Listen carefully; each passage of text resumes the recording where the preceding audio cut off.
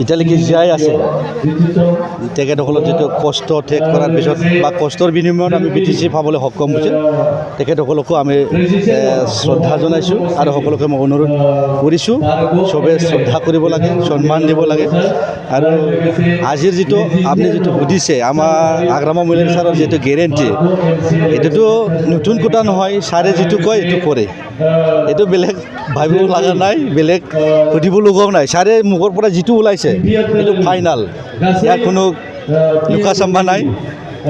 ৰাইজক লৈ পেলাই আগ্ৰামা মহিলা ছাৰে কোনোদিনে ৰাজনীতি কৰা নাই, ৰাইজৰ কাৰণেহে ৰাজনীতি কৰি আছে, ৰাইজৰ স্বাৰ্থৰহে ৰাজনীতি কৰি আছে। প্ৰমোদ বড়োৰ নিচিনা বগাটো খালাটো বগা হৈ পেলাই ৰাজনীতি কেতিয়াও কৰা নাই। চেল্ফ হেল্প গ্ৰুপক ৭৫,০০০ কি পইচা দিব বুলি কৈছিল, 1 পইচাও দিব পৰা নাই। আগ্ৰামা মহিলা ছাৰে কৈছে আমি চেল্ফ হেল্প গ্ৰুপক পইচা দিম, দিছে, হয় না নহয়? তো ইয়াৰ কাৰণে কৈছোঁ আমি আগ্ৰামা মহিলা ছাৰে ৰাইজক ৰাজনীতি কৰা মানুহ নহয়, ৰাইজৰ কাৰণে, ৰাইজৰ স্বাৰ্থৰ কাৰণেহে ৰাজনীতিটো কৰি আছে। এইটো বিগত যোৱা 2020ৰ পৰা আপোনালোকে চবেই জ্ঞাত, হয় নে নহয়? ইয়াৰ কাৰণে চবেই আহক, আমাৰ BPF ৰাজনীতি দলৰ লগত একেলগে আহক, আমাৰ BTCখন পুনৰ BTC কৰি তোলাত সহায় কৰক।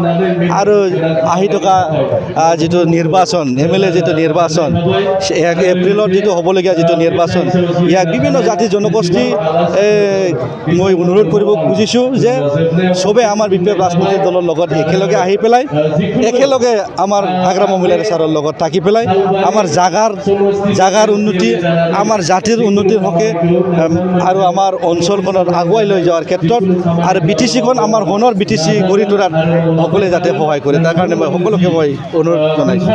যিহেতু মানে সন্মুখত নিৰ্বাচন আছে, UPPL কৈ আছে তেওঁলোকে 25-26টাত খেলিব, BPF-এ 15টাত খেলিবনে আৰু বেছি খেলিব? BTCৰ বাহিৰতো খেলিব কোনে? BPF-এ 15টা যি BTCৰ সমষ্টি, এতিয়ালৈকে আমাৰ হাইকমাণ্ডে এতিয়ালৈকে ডিক্লেয়াৰ দিয়া নাই, আলোচনা হোৱা নাই। 10 তাৰিখৰ পিছত পাৰ্টিৰ লৈ আলোচনা কৰিব বুলি ছাৰে আমাক জনাইছে। 10টাত খেলে না 15টাত খেলে না 20টাত খেলে, এইটো আমাৰ হাইকমাণ্ডে ডিচিশ্যন দিব। মুঠতে আমাৰ NDA চৰকাৰ গঠন কৰাটো 100% খাটাং, ইয়াৰ কোনেও নৈ কৰিব নোৱাৰে। UPPL একো কাম নাই, UPPL ক'ত আছে? UPPL নিজৰ হাতত 5 বছৰ চৰকাৰ থকা স্বত্তেও 28টা আমি BPF ৰাজনীতি দলে জিকিবলৈ সক্ষম হৈছে। তো আজিৰ দিনত কোনে থাকিব তেখেতসকলৰ লগত? থাকিব নেকি? তেখেতসকলৰ চৰকাৰ আছে না কি আছে? চৰকাৰ থকা স্বত্তেও তেখেতসকলৰ লগত ৰাইজে সাথ দিয়া নাই, ৰাইজে সহায় কৰা নাই। তো আজিৰ দিনত চৰকাৰ আমাৰ BPFৰ হাতত আছে, আগ্ৰামা মহিলা ছাৰৰ নেতৃত্বত চলি আছে। বিধানসভাত এটাও চিট নাপায় তেখেতসকলে, ক'ত পাব? ক'তো চিট নাপায় তেখেতসকলে। 100% আমি ডাঠিকৈ ক'ব পাৰি, ক'তো চিট নাপায়। 5টা গেৰাণ্টিৰ প্ৰতিশ্ৰুতিৰে 40ৰ পৰা 28টা পালে আপোনালোকে, এক অভূতপূৰ্ব সফলতা। এইবাৰ এতিয়া যিহেতু পূৰণ কৰিলে প্ৰতিশ্ৰুতি, গতিকে বিধানসভাত 15টাত মানে 15টা পোৱাৰ আশা আছে নেকি BTCৰ? যদি আমি 15টা খেলে চব জিকি যাব, ইয়াত কোনো সন্দেহ নাই, কোনেও ৰাখিব নোৱাৰে। 100% আমাৰ যিমানে দিব সিমানে জিকি যাব। আমাৰ BPF ৰাজনীতি দল হিচাপে যিমানে কেণ্ডিডেট দিব ইমানে জিকি যাব।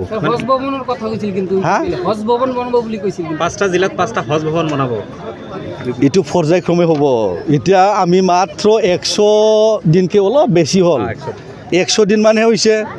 আৰু আমি BPF ৰাজনীতি দলে চৰকাৰত অহাৰ পিছত আমি বাজেট পোৱা নাই। পুৰণা বাজেট যিখিনি আগলাই থকা এইবিলাকে আমি এতিয়া ব্যৱহাৰ কৰি আছে।